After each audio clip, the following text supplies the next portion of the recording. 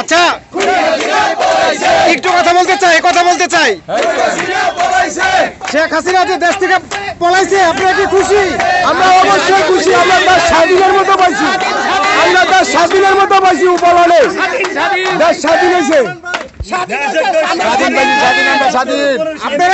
আপনারা কেমন বাংলাদেশ চান বলেন? আমরা স্বাধীনের মতো বাংলাদেশ চাই, স্বাধীন চাই। বাংলাদেশ যাতে দুর্নীতি মুক্ত হয় আপনারা এটা চান তো? দুর্নীতিমুক্ত বাংলাদেশ চাই, আমরা সবাই স্বাধীন দেশ চাই। আমরা কোনো রাজাকার সরকারের দেশে দেখতে চাই না।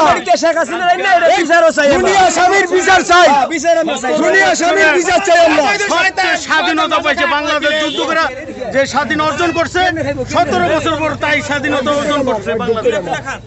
1971 সালের পর এই মাত্র দেশ স্বাধীন হলো। শেখ হাসিনা এই আমরা দেশ স্বাধীন পাইলাম। 10 বছর আমরা অন্তরে কেন্দ্রিকে ভোট দিতে পারি না। এই অবৈধ সরকার আমরা চাই না।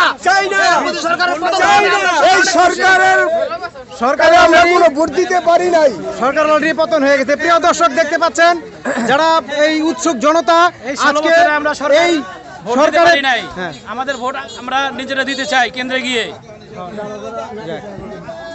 প্রিয় দর্শক দেখতে পাচ্ছেন এখানকার যে উৎসুক জনতা, এরা কিন্তু এই শেখ হাসিনার পতনে আজকে কিন্তু এই বিজয় মিছিল ওনারা করেছেন, বিজয় মিছিল বের করেছেন।